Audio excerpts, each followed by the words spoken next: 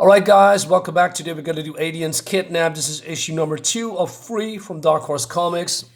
I'm still under the weather, if you can hear.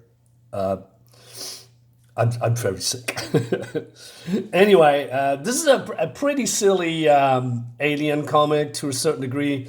Let's see where this is going. All right, so this guy's infected, but he doesn't know that. He was passed out, or he blocked, or he doesn't know that. And but you know, the alien's hatched already, or the facehugger's dead under his bed. And there's this, and I believe he's some kind of an influencer, a famous one. Let's say a YouTuber, right? And then this girl is also famous, and she wants to use him to promote her pleasure island, right? So she can reach a lot of people. Basically, he's endorsing her work or something like that. But he's acting weird. He's all not there, right? And while she is, again, promoting her work, what actually the pleasure planet is, he's just dozing off because, I don't know, maybe the alien is draining his will to live or something. And so they go on board on the spaceship, going to Celeste. That's the other planet. Right, and so she's saying to her quarters, this is her right hand, by the way, don't disturb me. I'm going to have fun with this guy, and even if there is a lot of noise, don't open the door. All right, this guy knows that something off, so she's laying down. Right, is this something wrong? Yeah, really wrong. What a dirt you turn out to be. What the hell's eating you? And then this alien is, hatching, right? And it's attacking her. And all looks fun. And but she pretty can defend herself, but at some point it's just inevitable that she's being, I don't know, killed. And it's also waggling its tail, which is a little bit weird. And the other ones, I said, she sure managed to rouse him, didn't he? All right. So they are flying to this planet, right? And then her right hand, I don't know. She says, basically, he's saying that he's not happy with his attitude, and because your license could be revoked, and he needs to do what he says, although it's against the rules, right? And this guy's always overruling the rules. He says, maybe the old host master is finally somebody who could cool it down. But now it looks like I'm going to have make some executive decisions around here. For starters, you can get off your butt off the ship, but don't go too far. If I need you, I'll buzz you at the pilot's lounge. But he says, well, I cannot leave this plane, right? I mean, the code clearly states that the captain shall remain with the craft until passengers have disembarked. So he says, scram it. So it seems he is now doing, the organization of the festivities, because important people are coming to this planet, right? And it's important, and they are welcomed with open arms. People with money. So, but then the pilot says, "Hey, it's been several hours. The craft needs to be fueled and lubed. If I don't get it into the hangar, the freon pipes are going to explode. Your nympho boss needs to know that her ship is in danger. I'm going to back up there to tell her myself." So she's going to do that, right? And he's informing Miss Derringer, but she didn't answer. So he goes to her quarters and smells something, and it's, oh no, it can be, and it eats his brains, and then escapes the ship, and it leaves some kind of a pink slime behind that evaporates somehow. And I think, wait, what? Slime? That evaporates? Since when can aliens do that? I don't know, but I'm going to explain a little bit later. All right, so it looks great. So this guy says, "Hey, Brewster, do you copy?" He doesn't trust it, so he's going there, and he knows the pink slime. And then this the city part. Eek, no wonder he isn't returning his calls. Oh my god, it's coming from Ivy's room. Am I next? Also waggling its tail. It's so weird. Meanwhile, we have these McDonald's workers. I mean, I'm calling them as McDonald's, and they're basically being lured here in false pretense because they think they can have some nookie with one of the girls because there was in the requirements.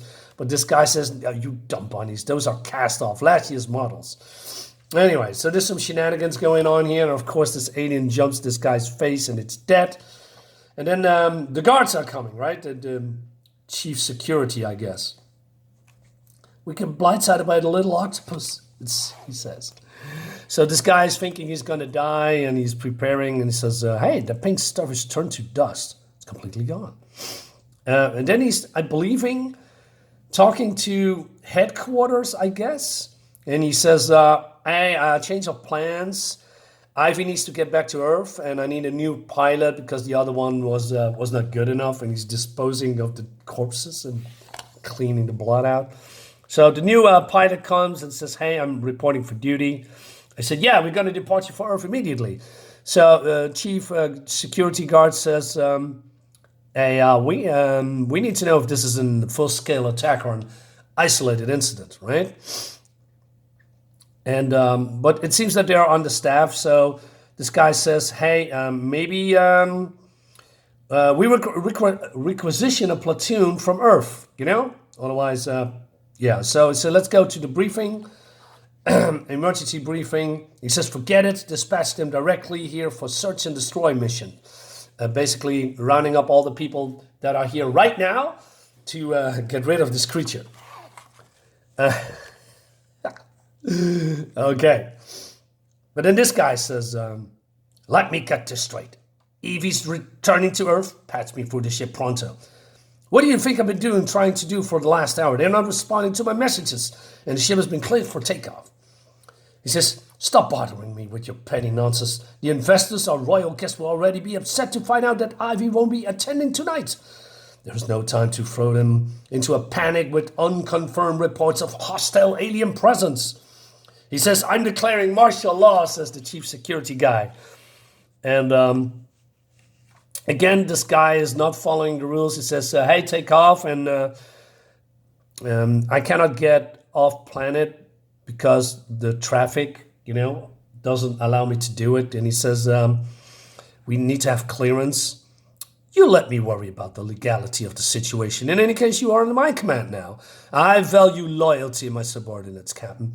Get me back to Earth safely, and you make enough to own a starship. All right, so this guy is going off. What a coward. Meanwhile, so all departures from the planet has been prohibited, right? And then he's being hailed by this guy.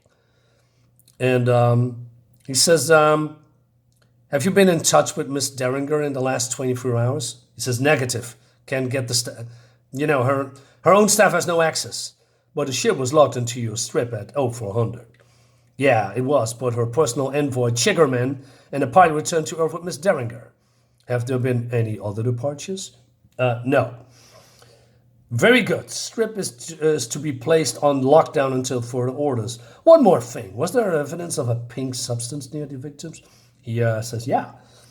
Await further orders. Uh-oh. What's that gonna mean? Anyway. So this guy is basically pleading with all these important people. Yes, he's apologizing and everything will be all right? And then I believe this is Earth government, but I could be wrong. And they talk about that the situation on Barabazon, it's probably parts of the Pleasure Planet, or the Pleasure Planet itself, I'm not sure. The entire island is it's the island. Okay, it's under a quarantine with extreme discrimination. Derringer's flight was the last recorded departure.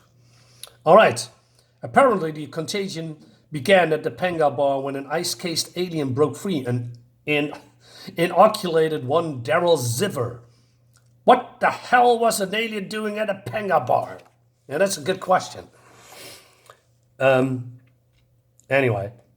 Apparently, the particular alien Alien carries a contagion. We are certainly that it spread through a pink fluid which secretes after drying. It turns to powder and becomes airborne. Even trace elements of the substance secreted by this microorganism are lethal to man. And that leads us to the next issue. Uh-oh, that's not good. So, guys, one more issue, and we're gonna see how this finishes. Yeah, fun stuff, a little bit silly, but it's a different take of a diseased alien. He's not even growing, right? Normally, it's growing to adulthood, becoming a full-fledged alien pretty quickly, but he's still staying in this, worm state, if you will. Although he ate a lot of people. We'll see where this is going. Maybe it has to do something with the disease. Guys, let me know in the comments what you think about it. Subscribe to my YouTube channel, like my video, leave a comment. I'll see you next time. Bye-bye.